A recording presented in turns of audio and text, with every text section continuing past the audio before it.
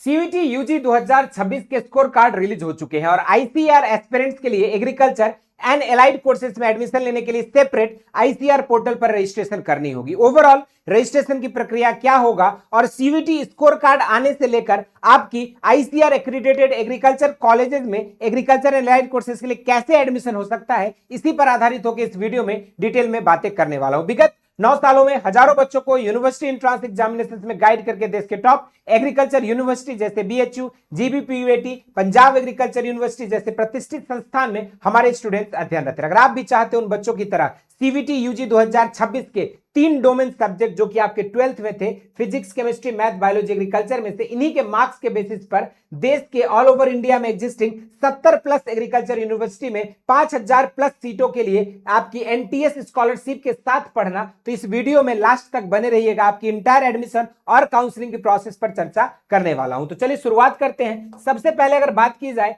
तो आपको यहां पर इन सारे प्रोसेस को हमने 9 स्टेप में जो है डिवाइड करिए। सबसे पहले आपको रजिस्ट्रेशन करनी होगी आईसीआर की पोर्टल पर। उसके बाद जो भी डॉक्यूमेंट्स मांगेंगे आप डॉक्यूमेंट अपलोड करोगे और उसके बाद आपकी रैंक कार्ड रिलीज होगी। रैंक कार्ड के बेसिस पर आप अपनी चॉइस फिलिंग करते हो, फिर आप अपने चॉइस लॉक करते हो। उसके बाद जो भी आपकी चॉइस फिलिंग रहती है, प्रेफरेंसेस रहता है और आपका मेरिट रहती है, रैंक रहता है, उसके अकॉर्डिंग आपको सीट अलॉट किया जाता है। सीट अलॉटमेंट के बाद आप सीट एक्सेप्टेंस करते हो। उसके बाद यहां पर आपको सीट एक्सेप्टेंस फी पे करनी होती है और उसके बाद जो है आपकी एडमिशन सुनिश्चित हो जाता है। इसके बाद आपको सिंपली डॉक्यूमेंट वेरिफिकेशन के लिए पार्टिकुलर यूनिवर्सिटी में जानी होती है और डॉक्यूमेंट वेरिफिकेशन के बाद फाइनल आपका एडमिशन की प्रोसेस जो है कंप्लीट हो जाता है। तो ये जो है ओवरऑल आईसीएआर की एडमिशन का टाइमलाइन है। अब कैसे ये इनिशिएट होगा, आईसीआर की पोर्टल पर आपको विजिट करना है, सीयूईटी के क्रेडेंशियल्स के साथ आपको लॉगिन करनी है और आपको एक अपनी डेडिकेटेड सीयूईटी काउंसलिंग प्रोफाइल वहां पर आपको बना लेना है। उसी प्रोफाइल के बेसिस पर आपकी यहां पर पर्सनल और एकेडमिक्स डिटेल जो फिल करोगे उसी प्रोफाइल पर आपकी आगे फर्दर एडमिशन और काउंसलिंग की प्रोसेस आगे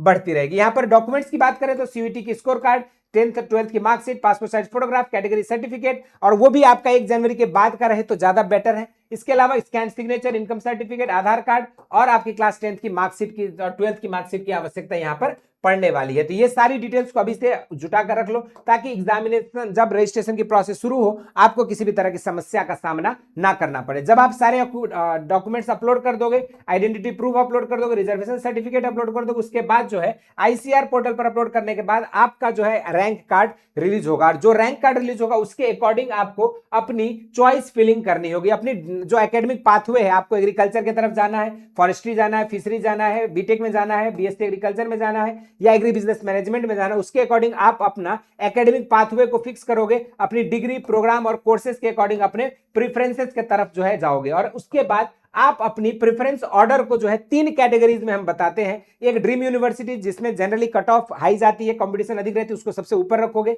टारगेट यूनिवर्सिटीज बीच में रखोगे और कुछ आप जो है यहां पर फॉल बैक्स और लो रैंक यूनिवर्सिटीज को सेफ यूनिवर्सिटीज के तौर पे लास्ट में रखोगे ताकि कहीं ना कहीं आपको जो है सीयूईटी आईसीआर के काउंसलिंग के प्रोसेस में कहीं ना कहीं आपको मिल जाए। और यहां पर मैक्सिमम स्टूडेंट्स क्या करते हैं, they make limited number of choices, लेकिन आपको क्या करना है, मैक्सिमम नंबर ऑफ चॉइसेस रखना है ताकि कहीं ना कहीं आपकी कंसीडर किया जाए। मैक्सिमम जो स्टूडेंट्स गलतियां करते हैं चॉइस लॉकिंग के दौरान या फिलिंग के दौरान कि they do select few choices, आपको ऐसा नहीं करना है। और प्रेफरेंसेस को रैंडम ऑर्डर में रखते हैं, आपको ये भी नहीं करनी है। जो आपको पढ़ना है, जिस कोर्स को परस्यू करना है, उसके लिए पार्टिकुलर यूनिवर्सिटीज को उनकी जो एक्सपेक्टेड कट ऑफ रही है लास्ट ईयर उसके अकॉर्डिंग अरेंज करना है। इसके अलावा आप स्पेसिफिक कोर्स की जो एलिजिबिलिटी क्राइटेरिया होता है उसको इग्नोर नहीं करना है क्योंकि यूनिवर्सिटी वाइज आपकी एडमिशन की स्पेसिफिक क्राइटेरिया है आईसीएआर एक्रेडिटेड कॉलेजेस में। इसके अलावा आपके लॉक चॉइसेस और जो आपकी फी पेमेंट की डेडलाइंस होती है उसको आपको मिस नहीं करना है, नहीं तो अगर आपने मिस कर दिया डेडलाइंस तो आप इस प्रोसेस से बाहर हो जाओगे। इसके अलावा जब आपकी सीयूईटी स्कोर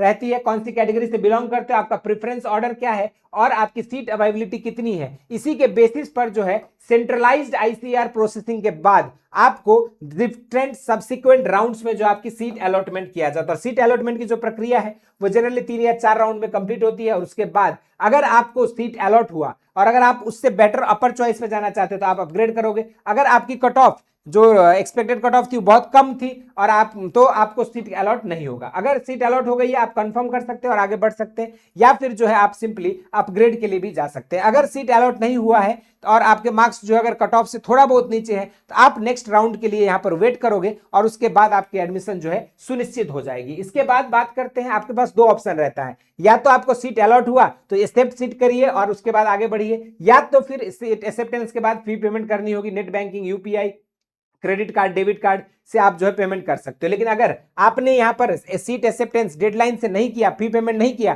तो आपको अलॉटेड सीट जो है सब्सिक्वेंट राउंड्स में किसी और कैंडिडेट को जो है अलॉट कर दी जाएगी। इसीलिए हम कहते हैं कि डेडलाइन ध्यान देना जरूरी है। उसके बाद फिर फाइनल आपको डॉक्यूमेंट वेरिफिकेशन के लिए यूनिवर्सिटीज में बुलाया जाता है। उसके बाद अगर आपका अप्रूव होता है तो आपकी एडमिशन कॉलेज में मिलती है, और अगर किसी भी तरह की त्रुटि होती है, चाहे एलिजिबिलिटी क्राइटेरिया से रिलेटेड हो, डॉक्यूमेंट से रिलेटेड हो, तो आपकी एडमिशन रिजेक्ट हो जाती है। और रिजेक्ट होने के बाद फिर आपको जो है पुनः 1 साल का इंतजार करना होता है अगले साल की यूनिवर्सिटीज में। अगर आप सेटिस्फाइड हो अलॉटेड सीट से, you will freeze the seat and get over. बाकी जो है अगर आप नहीं सेटिस्फाइड है, अगर आप चाहते हैं आपके अपर जो प्रेफरेंसेस थे वो मिले, तो उसके लिए आप जो है सिंपली अपग्रेड कर सकते हो और सब्सिक्वेंट राउंड ऑफ काउंसलिंग पर नजर बनाए रखना है। अगर हम देखें तो जनरली 3 से 4 राउंड होती है और लास्ट में जो है आपका मॉपअप राउंड क्रिएट किया जाता है। और मॉपअप राउंड में जनरली देखोगे तो आपके कई बार क्या होता है, बहुत सारे स्टूडेंट्स को हायर रैंक पर भी कॉलेजेस मिल जाता है। जो भी सीट इन कंसिक्वेंट राउंड्स में बाकी रहती है उसके लिए लास्ट में जो है आपके मॉपअप राउंड कराया जाता है। अब आपको किन चीजों को अवॉइड करनी है, डॉक्यूमेंट्स को सही से क्लियर अपलोड करना है,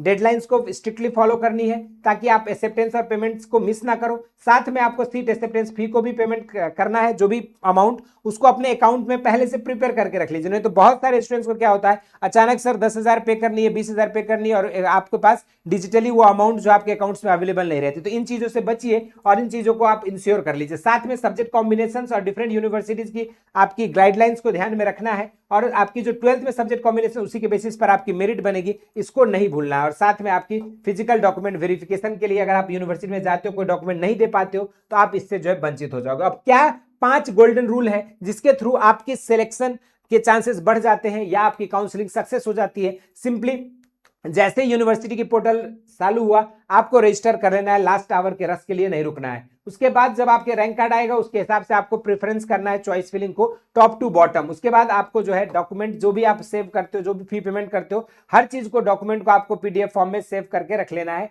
ताकि आप फ्यूचर में किसी भी तरह की प्रॉब्लम की सामना ना करना पड़े। साथ में आपको आईसीआर की पोर्टल और यूनिवर्सिटीज की जो रजिस्ट्रेशन नोटिस है उसको डे टू डे चेक करनी है, और आपको अपने सारे ओरिजिनल डॉक्यूमेंट्स और स्कैन्स का जो है पूरा टूल किट अपने पास बना के रख लेना है, क्योंकि आपको मल्टीपल नंबर ऑफ यूनिवर्सिटीज और मल्टीपल जगह पे आपको इन डॉक्यूमेंट्स की जरूरत पड़ने वाली है। तो आपकी जो आईसीएआर की जो एडमिशन की प्रोसेस है वो आपका एक स्ट्रेटेजिक काउंसलिंग और सीवीटी यूजी के स्कोर और एलिजिबिलिटी क्राइटेरिया के बेसिस पर ही आपकी एडमिशन आईसीएआर एक्रेडिटेड कॉलेज में ऑल ओवर इंडिया में हो सकती है। बाकी आज के इस वीडियो में इतना ही। इसी तरह के और भी इंटरेस्टिंग एंड अमेजिंग वीडियोस के साथ मुलाकात होती रहेगी। किसी को कोई डाउट है, क्वेरीज है सीवीटी आईसीएआर से रिलेटेड, जरूर से कमेंट बॉक्स में मेंशन करना। बाकी ये वीडियोस कैसी लगी जरूर से बताइएगा। धन्यवाद।